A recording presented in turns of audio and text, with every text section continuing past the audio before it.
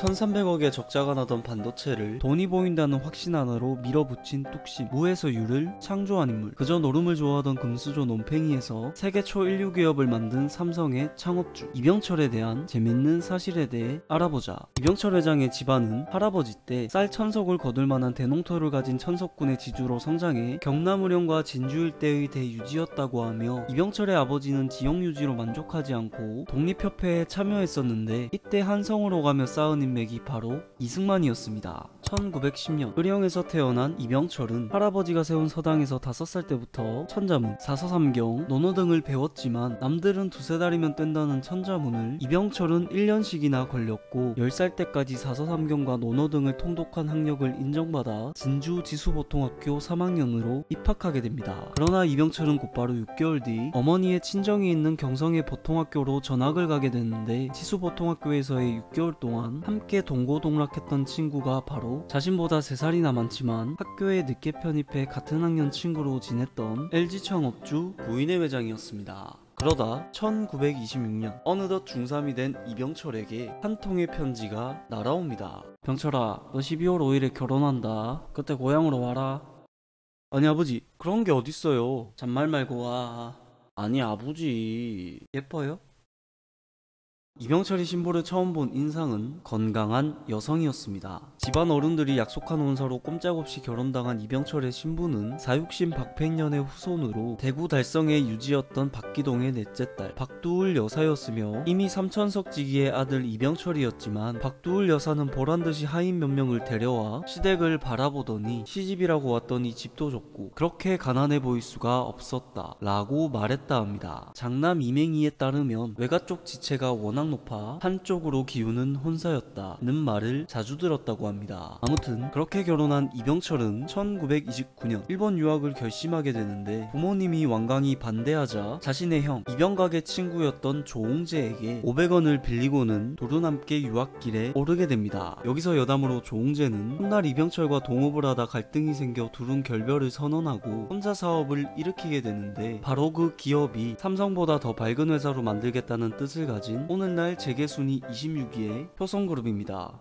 그리고 삼성창업주 이병철 회장과 LG창업주 구인회 회장, 효성창업주 조홍재 회장까지 모두 진주와 의령 일대에서 자랐기에 의령 관문 앞의 솥바위가 구한말 한 도인이 솥바위 사방 20리로 부자들이 나타날 것이라 예언했다 하여 돈이 들어오는 재벌바위로 유명합니다. 자, 다시 돌아와서 이병철은 일본 유학 시절 틈만 나면 주변 공장을 방문해 일본의 공업을 살펴보며 사업가의 꿈을 키우게 됩니다. 그런데 갑작스레 다리의 힘이 약해지는 각기병을 앓게 되며 1년 가까이 휴학했는데도 호전이 없자 유학을 포기하고 1931년 2년 만에 귀국하게 되고, 고향으로 돌아온 이병철은 부모님에게 받은 돈으로 5년간 한량 생활을 하다가 건강은 회복했지만 도박에 빠져버립니다. 그러던 어느 날, 그날도 노름짓을 하다 새벽에서야 집으로 돌아왔을 때 문득 밝은 달빛이 창너머로 방 안에 스며들고 있었다. 내 나이 26, 이미 세 아이의 아버지다. 달빛을 안고 평화롭게 잠든 아이들의 모습을 바라보는 순간 악몽에서 깨어난 듯한 심정이었다. 잠자리에 들긴 했으나 그날 밤은 한잠도 이룰 수 없어 온갖 상념이 머릿속을 스쳤고 뜻을 굽힌 것이 사업이었다 라고 결심하곤 부친에게 지원받은 자금, 은행에서의 대출, 그리고 지인 2명과 함께 돈을 모아 야심차게 협동정미소를 성공시키고, 정미소에 쌀을 운송할 수 있는 자동차 회사를 인수해 정미소와 운송회사가 시너지 효과를 낳게 하고 쌀을 거래하기 시작하면서 자연스레 부동산에 관심을 가지게 되어 경작 가능한 논 200만 평을 사 은행에서 엄청난 토지담보대출을 끌어당기며 창업 1년 만에 정미소, 운송업, 부동산까지 대박을 치게 됩니다. 그런데 1937년 7월 중일전쟁이 터져버립니다. 총독부는 비상조치의 일환으로 토지담보대출을 일체 중단했고, 거기에 더해 부동산까지 폭락하자 이병철은 결국 대출을 갚기 위해 시가보다 토지를 싸게 팔 수밖에 없었으며, 그걸로도 모자라 정미소와 운송회사까지 팔고 겨우 부채를 청산하지만 파산했습니다. 그러곤 전쟁 중인 중국의 상황을 파악하기 위해 창춘, 펑텐, 베이징, 칭따오, 상해까지 시찰을 하고 돌아온 이병철 회장은 1938년 곧바로 삼성상해를 설립해 대구와 포항 일대의 첨가물과 건어물을 만주의 일본인에게 수출하는데, 전시 상황에서 첨가물과 건어물의 수요는 폭등할 수밖에 없었기에 이병철의 삼성상해는 1939년까지 엄청난 수익을 올렸고, 이를 바탕으로 1942년 전쟁으로 세수 확보에 혈안이 된 총독부가 밀주 인수 단속을 나날이 강화하자 없어서 못 팔 정도가 된 청주 양조장인 조선 양조를 인수해 당시 청주 90% 이상을 일본군의 군수품으로 납품하며 이병철은 빠르게 사업을 키워갔습니다. 그렇게 광복 후 1948년 이병철은 삼성물산을 세워 무역업까지 진출하지만 이번엔 6.25가 터져버립니다. 이병철 회장은 전쟁이 예산일이라 생각했는지 피난을 가지 않는 치명적인 실수를 하는 바람에 공산치하의 서울에서 3개월을 숨어 살아야 했는데 삼성물산을 공산군에게 뺏기고 도피 자금이 하나도 없던 이병철을 도운 사람이 바로 운전기사 위대식이었습니다. 위대식은 자전거를 타고 삼성물산 창고를 지키는 공산군 병사에게 뇌물까지 건네며 창고로 들어가 생필품들을 빼내고 이걸 암시장에 수차례 내다 팔면서 이병철의 탈출 자금을 마련했다 합니다. 그렇게 또다시 빈털터리가 돼 대구로 내려간 이병철은 천만다행으로 조선양조 직원들이 3억을 모아놨는데 그 돈으로 부산에 삼성물산을 설립하고는 전쟁통에 널브러진 고철들을 끌어모아 2차 세계대전으로 쇳덩이가 부족해진 일본에 내다 팔면서 1년 사이 60억이란 대박을 터뜨려 재기에 성공했으며 전시에 달러 확보가 어려웠던 삼성물산이 전쟁 전 홍콩에 보냈던 수출 대금 3만 달러를 거래선으로부터 받게 되어 홍콩에서 설탕과 비료를 수입하고 당시 세계시장 대비 3배 수준이었던 설탕 가격을 대폭 낮추며 제1제당의 기반을 다지고 6개월 만에 10억이라는 순이익을 올리고는 물자가 부족하니 당장은 무역을 해서 조달하지만 근본적인 해결책은 제조를 하는 것이지 않을까 라고 생각해 면직보단 수출에 유리하고 수입품으로만 의존하고 있는 모직으로 제조사업을 선정하고 비싼 수입 원단보단 질이 떨어지지만 5분의 1이란 가격의 국산품으로 대체하며 국내 최고 양질의 모직 원단 골덴텍스를 성공시키고 제1모직까지 성장하게 됩니다. 그리고 얼마 뒤 1956년 이승만 정부는 일제가 패망하며 일본인들이 조선에 남겨둔 적산은행들을 민영화를 추진하는데 제가 아까 이병철의 아버지가 지역 유지로 만족하지 않고 독립협회에 참여하며 쌓은 인맥이 이승만이었다고 했죠. 이때 이병철의 아버지가 독립협회에 상당한 금액을 헌금했다는 말이 있습니다. 그래서인지 1946년 당시 대구를 방문한 이승만을 조선양조 대표로 영접하게 되었을 때 부친의 조남을 언급하자 이승만은 이병철을 한눈에 알아봤다고 합니다. 아마도 이때부터 이승만의 정치 자금을 대주지 않았을까. 그리고 정부와의 유착 없이는 적산기업을 인수할 수가 없었기에 이병철은 이승만과의 인연으로 조홍은행, 현신한은행과 흥업은행, 현우리은행, 조선생명, 현삼성화재, 미스코시백화점, 현신세계백화점을 인수하게 됩니다. 그런데 1960년 이승만의 3.15 부정선거로 4.19 혁명이 터지자 물러난 이승만을 대신해 5.16 군사정변을 일으킨 박정희는 자유당에 막대한 정치자금을 제공해 부정축제자가 된 재벌들을 처단하라 는 국민들의 요구에 5월 31일부터 부정축제자들을 하나둘씩 구속시킵니다. 당시 이병철은 일본 출장을 갔던 터라 6월 27일에서야 박정희를 면담했다고 합니다. 그 설탕쟁이 아저씨 5.16 때 일본에 있었다면서요. 그동안 부정축제자들을 재개 11일까지 모조리 구속시켰습니다. 당신이 부정축제 1호라고 들었는데 무슨 변명을 할지 생각은 해왔습니까?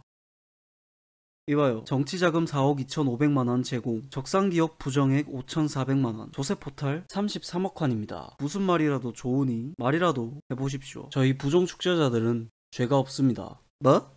이 색? 터놓고 말씀하시라 하셔서 하는 말입니다. 부정축제자라 비판하기 전에 전쟁비용 충당 때문에 120%까지 내야 했던 높은 세율을 보십시오. 그리고 부정축제자란 이유로 서열순으로 11명까지 대표들을 구속시키면 12번째부터는 부정축제자가 아니란 겁니까? 현 정부의 제일 목표가 경제개발이라 들었습니다. 부정축제자란 이유로 모조리 다 잡아들인다면 경제활동이 위축될 거고 국민빈곤을 해결하겠다는 정부의 목적 달성도 불가능해지니 대표들이 경제개발을 위해 적극적으로 투자할 수 있게 해주십시오. 그걸 과연 국민들이 납득할 수 있다고 생각합니까? 전 사업가지 정치인이 아닙니다. 그런 일은 정치인이 하셔야죠. 이 회장 다음에 꼭 다시 만납시다. 근데 재산 몰수는 아니더라도 추징금은 다 내셔야 할 겁니다. 그렇게 박정희는 부정축제자 전원을 6월 30일에 다 풀어주고 27개 기업에겐 378억 환의 추징금을 이병철에게만 103억 환이라는 추징금을 때려버립니다. 이거 어떡하죠? 이렇게 된 거 경제인들끼리 힘을 모아서 연합회를 하나 만드는 게 어떻겠습니까? 그러면 초대 회장은 이병철 사장이 맡아주시죠.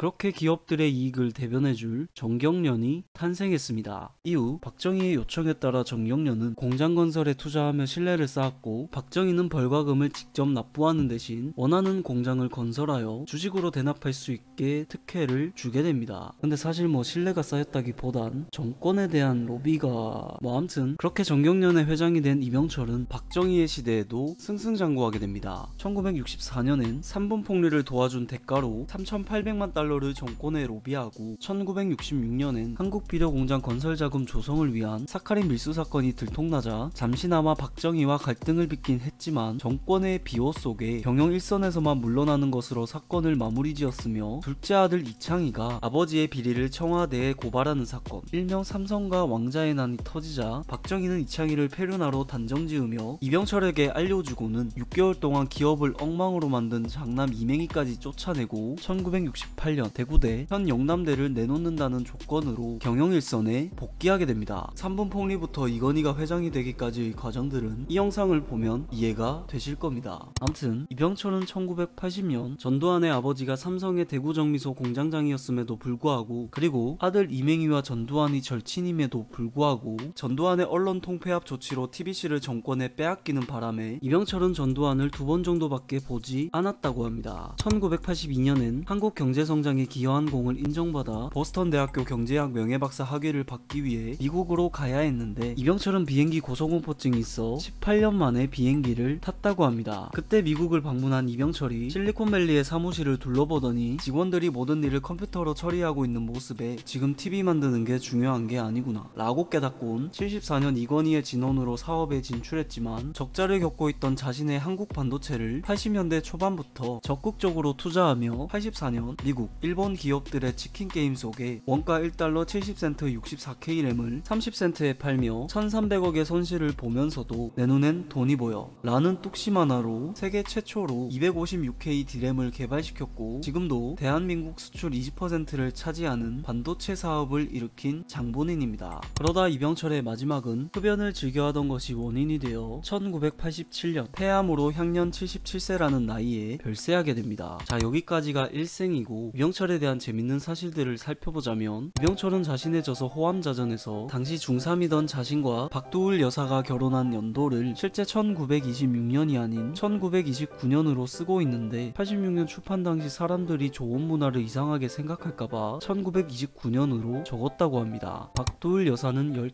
16이 됐을 때 시주를 받으러 온 스님에게 장차 왕비 아니면 왕 못지않은 갑부의 부인이 될 것이다 라는 말을 들었다 합니다. 이병철은 일본에서 유학을 포기하고 경남우령으로 돌아갔을 때 쌀 2가마니 생산되던 200평짜리 논에 한쪽 논은 평소대로, 한쪽 논에 미꾸라지 새끼 1000마리를 봄부터 키워 길렀고, 가을에 수확 때까지 양쪽 논 모두 똑같은 비용을 투입해 한쪽 논에선 예상대로 2가마니를 생산했고, 미꾸라지 새끼를 푼 논은 쌀 4가마니 값에 해당하는 커다란 미꾸라지 2000마리와 쌀 2가마니를 생산했다고 합니다. 그러고 다음엔 한쪽 논엔 똑같이 어린 미꾸라지 1000마리를, 한쪽 논엔 미꾸라지 1000마리와 미꾸라지의 천적인 메기를 20마리를 같이 넣고 키웠는데, 메기를 넣은 논에서 메기가 미꾸라지를 열심히 잡아먹는데도 미꾸라지는 4000마리로 늘어났고 메기도 200마리로 늘어나 모두 팔았더니 쌀 8가마니 값에 해당하는 돈을 벌었다고 합니다. 이병철은 167에 몸무게는 60kg였다고 합니다. 호암이라는 호는 호수처럼 맑은 물을 잔잔하게 가득 채우고 큰 바위처럼 흔들리지 않는 준엄함을 가져라 라는 뜻입니다. 사카린 밀수 사건으로 당시 삼성 매출 30%를 차지하던 한국비료를 박정희에게 넘겼을 때, 언론 통폐합 조치로 TBC를 전두환에게 넘겼을 때 피눈물을 흘렸다는 썰이 유명한데, 장남 이맹희의 증언에 따르면 아무 일도 없었다는 듯이 평소와 다름없이 생활하고 감정의 동요가 없었으며 다음날도 멀쩡히 출근했다고 합니다. 골프 광이었던 이병철은 생전 500개가 넘는 골프채를 가지고 있었는데, 주위에서 이번에 나온 신병기가 10야드는 더 나간다며 하나둘씩 선물했기 때문이라고 합니다. 이병철은 서예를 즐겼는데 신세계 갤러리에만 31점의 작품이 있고, 고객 제일이랑 글귀 옆의 외손자 정영진의 모습입니다. 어쩌면 서예에 능했던 이승만 대통령과 치미도 같아 서로 잘 맞았던 것 같습니다. 1982년엔 중앙일보의 신사옥을 방문한 이병철이 회사를 둘러보더니 현장에서 뛰기 바쁜 기자들이 팔걸이 의자에 앉아있을 만치 한가한가? 라고 말해 순식간에 회사 내 모든 의자의 팔걸이가 없어졌다고 합니다. 이병철은 이재훈은 무능한 이맹희를 싫어해 평소 상종도 안 했지만 장손 이재훈만큼은 극진히 아꼈기에 이재현이 삼성이 아닌 시티은행에 취직하자 삼성 창업주 장손이 남의 집 살면서 남의 집 돈 벌어다 주는 거 못 보겠으니 돌아와라 는 이병철의 불호령에 이재현은 1985년 제1재단 경리부 평사원으로 입사했습니다. 이병철은 일본인 안에 구로다가 있었는데 1952년 이맹희가 동경 농과대학을 입학해 동생 이창희와 함께 일본으로 가게 되자 이병철은 구로다에게 둘의 숙식을 맡겼다고 합니다. 둘 사이에 태어난 사남 이태희와 육녀 이혜자도 있지만 86년 이태휘가 삼성그룹에서 잠시 모습을 드러내고는 이병철 회장 타계부터 지금까지 이태휘와 이혜자는 일본으로 건너가 살고 있다는 소식 말곤 알려진 것이 없습니다. 이병철은 또 박소조라는 여인과의 사이에서 자녀 이덕희를 낳고 중앙일보 사장과 삼성화재 회장을 지낸 이종기에게 시집을 보내는데 이종기가 중앙일보 상무 시절 주변의 기자들이 남편인 줄도 모르고 이덕희에 대한 이런저런 소문에 대해 자꾸 물어보자 내가 이덕희의 남편이라고 밝혔다고 합니다. 현대창업주 정주영 회장과는 박정희 대통령 시절부터 재계 1, 2위를 다투는 현대와